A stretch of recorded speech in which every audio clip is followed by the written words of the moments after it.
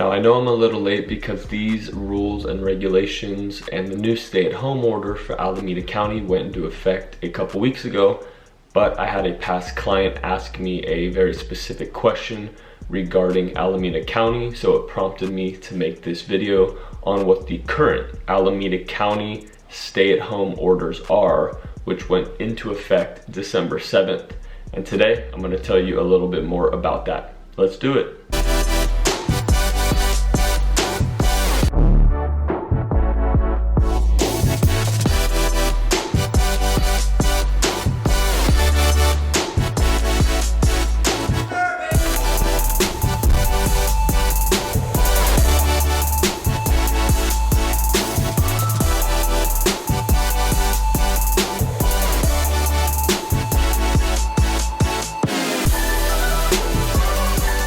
What's up everybody, my name is Cooper Eisenmann and I am a full-time real estate agent here in the San Ramon Valley and Tri-Valley areas, which is a 6-city region which consists of Livermore, Pleasanton, Dublin, San Ramon, Danville, and Alamo. And if you're new to my channel, I want to welcome you and ask you to please hit the like button, as it helps my videos to reach more people. The main reason for my channel is to help educate and inform people just like you who are considering a move to this area and don't know much about it and need to go to YouTube or online and figure out a little bit more about the area to get a better understanding of what they're moving into, if they're moving for a job relocation, or if you live in a county near Alameda County or Contra Costa County, or a couple cities away and you're considering a move because you want to move and you don't like your current city. This is also to help educate and inform you as well. I've been getting a ton of text, emails, and calls from people considering a move here for whatever reason, and I really do love it. So if you have any questions or need anything from me in the future, you can reach me at my contact information, which will be just down here.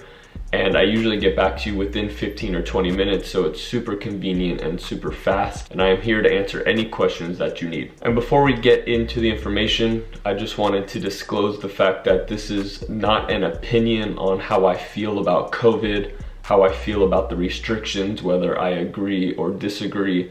I'm purely stating the facts that I've pulled from the COVID-19 government website to show you exactly what they're saying and what you can expect to get out of Alameda County as far as right now goes. Now, the current Alameda County COVID-19 stay-at-home order did go in effect December 7th, and how they're determining when to come out of the stay-at-home order is when the county available ICU beds reaches at least 15% availability.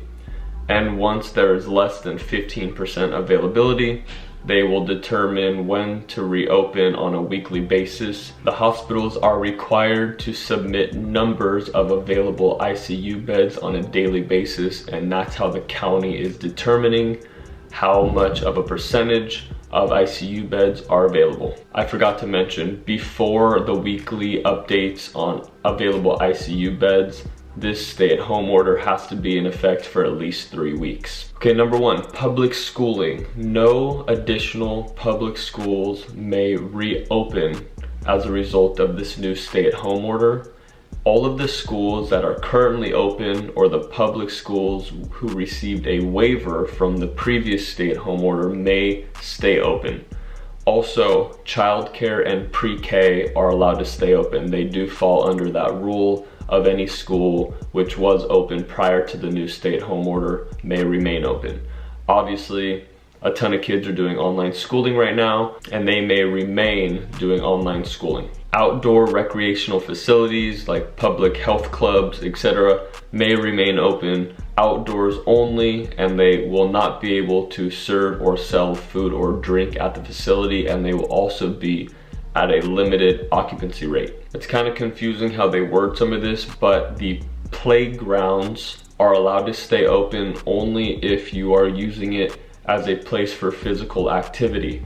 I'm not quite sure what else you would be using a playground for, but they are allowed to remain open, which is really nice for those of us who have young children who need to get out of the house and get some energy out. So yes, playgrounds are allowed to be open as long as it's for physical activity and you are social distancing. Shopping in grocery stores. Grocery stores are allowed to operate at 35% capacity, which is a bump up from regular shopping in retail, which is at 20% capacity, obviously because getting food is one of the most essentials that we need in life, and so they did raise it by an extra 15% for all grocery stores. Now, what exactly is open?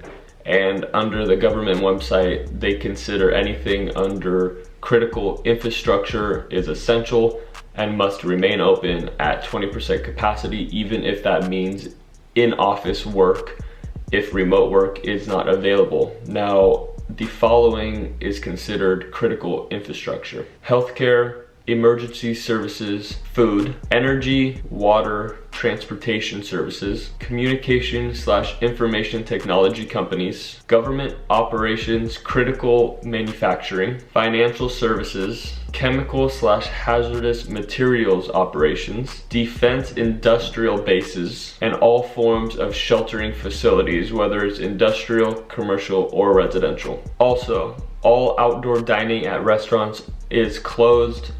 Restaurants are only permitted to do takeout and delivery. Places of worship are allowed to stay open if it is outdoors only, and anything that is open requires 100% masking and social distancing. Now, places of worship are restricted to a max number of 100 people, but do require both masks and social distancing as well. Now, travel and gatherings. All public non-essential gatherings are prohibited per the county, and travel is kind of a gray area. You are recommended to not travel if it is non-essential, but if you do, they do ask that you self-quarantine for 14 days. Unless you're only crossing state or county lines, then they do not recommend a 14-day self-quarantine. Now, as I mentioned earlier, the hospitals are required to submit information on how many beds in the ICU are available by a staff member to determine where we are in the shelter in place and when things can start reopening, because it is that number it is based on, and that number is 15%. So 15% or more available beds means we're good. If there's less than 15% available beds, that means we are restricted.